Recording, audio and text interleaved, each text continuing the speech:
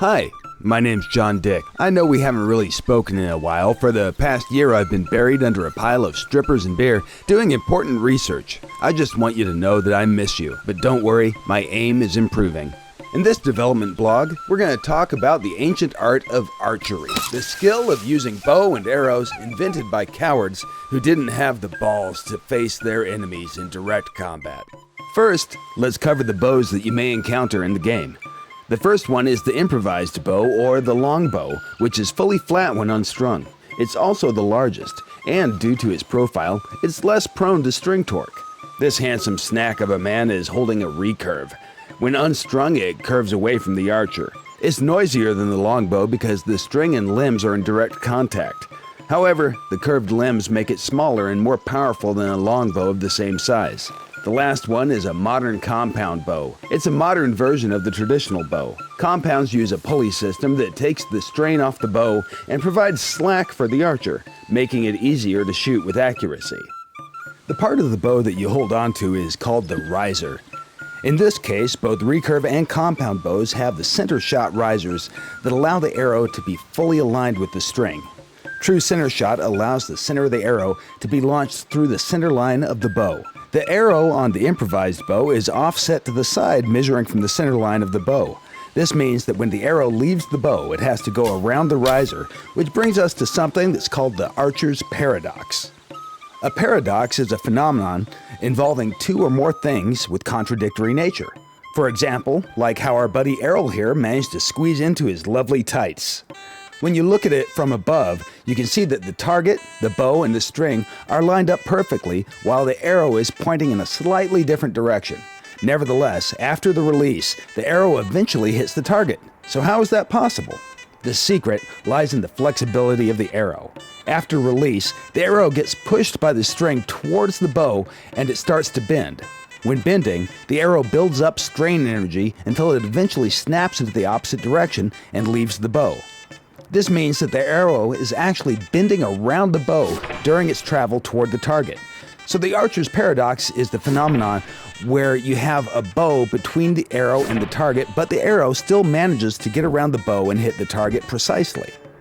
If you examine the arrow's flight, you'll see that it wiggles in the air like a big pink dildo.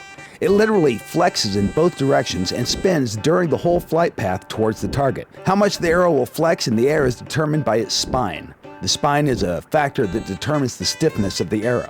By looking at everything from above, you can notice two distinct curves. When these two curves cross, they create nodes, node A and node B. By connecting these two nodes, you'll get the direction that the arrow flies. And that's most unfortunate for the adorable little Bugsy here, who didn't listen to his mom and regularly skipped class to steal Easter eggs, thinking that he'd be safe simply because the arrow isn't pointed at him directly. Lesson learned, too late. Now, let's look at the compound bow. Their levering system makes them more energy efficient than other bows, but a good deal of strength is needed to initially draw the bow. They're smaller than traditional bows, so they can be stored in large backpacks, but they're also very sensitive to impact. The compounds are the most powerful bows in the game. The good thing about compounds is that they can be upgraded with accessories, like single pin or multi-pin sights, or string silencers, and even different types of stabilizers. All these accessories will improve the performance of the bow in some way. Here you can see the difference between compounds with and without stabilizers. You can easily see how the bow on the right is much more stable and allows the player to make a more precise shot. One of the main benefits of a compound bow is the let-off. Compared to the traditional bow, as you pull the compound bow, the draw weight drops. So an archer is holding considerably less weight at full draw than the peak draw weight. Holding just 30% of a bow's peak draw weight at full draw while waiting for that shot makes the task a lot easier. The ability to draw the bow depends on your character's strength and archery skill level. If the poundage of the bow is too big, you won't be able to draw the compound bow, but you'll still be able to use the traditional bow partially. Depending on the strength and skill level, it can be drawn up to 75% of the full draw. This can be enough to save your life. However, if you find a bow that you just can't use because you're too weak or your skill is too low, there is a solution for that also. You just have to find a toolbox and adjust the cams a bit to get the ideal draw weight for your character. This is something that applies only to compound bows. Traditional bows have fixed poundage that cannot be changed. If you craft an improvised bow, it will be automatically adjusted for the ratio of your skill and your strength level. If by any chance your strength drops, you won't be able to use it anymore. Now, let's cover the types of arrows that you can encounter in the game.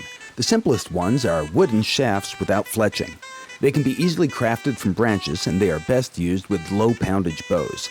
Regarding their spine, these arrows are weak, so if they're used with high poundage bows, they'll fly slightly to the right. The next are wooden arrows with fletching. They're the same as the previous arrows, except the feathers give them more stability in flight.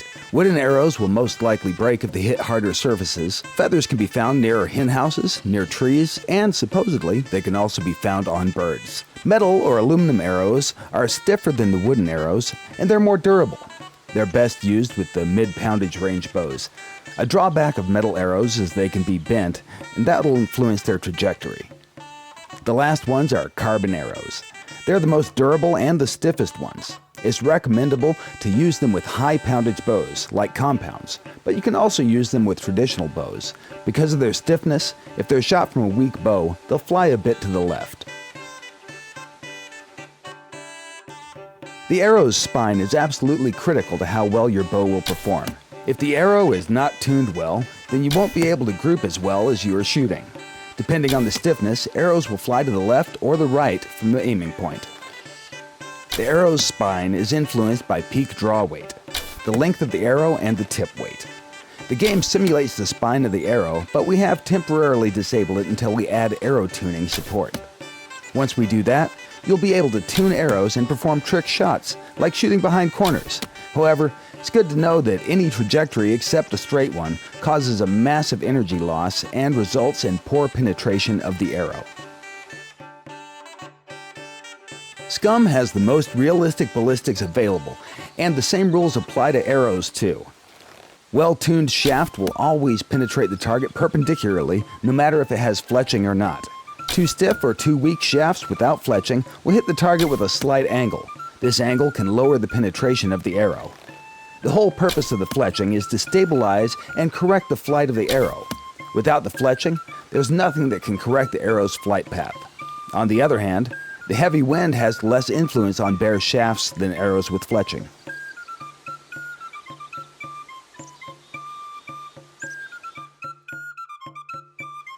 There are 3 different types of quivers in the game.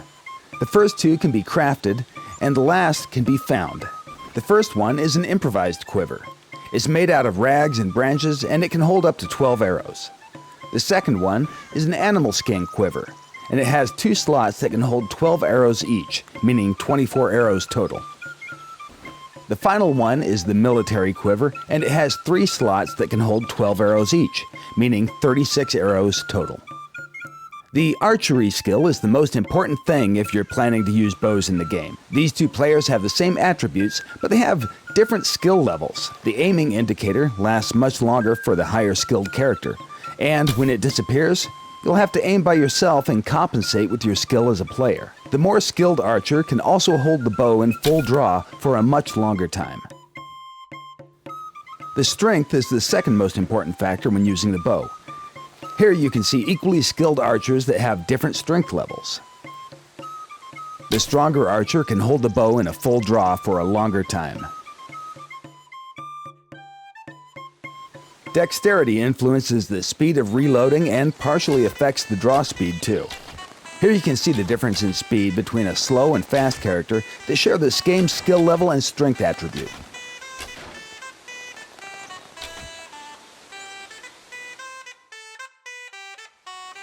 Finally, here you can see the difference between minimum and maximum of what you can achieve in the game. Notice the character on the left is so weak he can't even pull the 25-pound bow all the way, so not only is he slow, he's also quite inefficient. In the end, we can make a quick comparison between guns and bows. Let's see how these 2 guys with different weapons perform.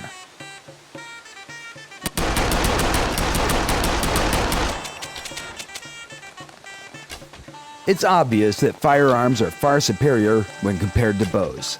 Although the penetration of low-caliber bullets is similar to the high-poundage bow, it's clear that the rate of fire, range, ease of use, and overall practicality makes guns better.